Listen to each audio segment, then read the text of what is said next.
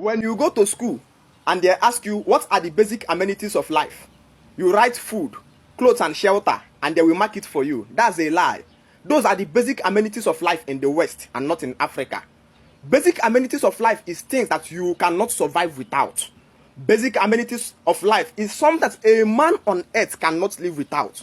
And so when you go to the West, number one, during the winter, snow falls in that place. And so a man who doesn't have a clothes on his body, snow will literally freeze the person to death.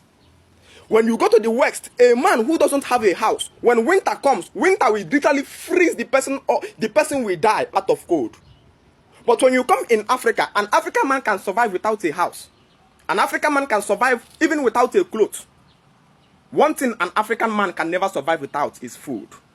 The basic need of life for an African man is food.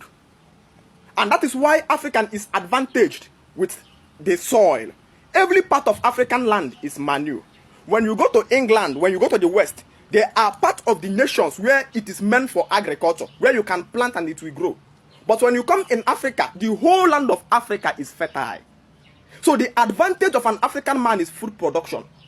But an education system has been planted in Africa that truncated that food production by putting Western institutions all around us, banking, lawyer, and all stupid professions that has been given title and ego. And then you are pulled out from the village where you're supposed to produce food, and then they pay you 100,000 at the end of the month, which you will now be struggling even to buy food without.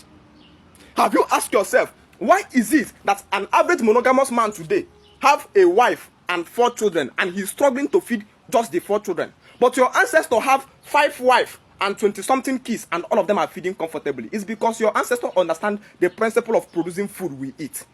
I don't have pity, I don't have emotion for any young man who is complaining of hardship of life. I don't see him as a lazy-minded man. Number one reason of being a man is that you must grow the food. An African man is advantaged to go to his village and produce his food he will eat. This is our greatest advantage. And this is the reason why our ancestors, an average African ancestor is richer than the people we call bankers today and doctors today. Because even though he married many wives and many children, he's not struggling with what they will eat. There is already saturation of food.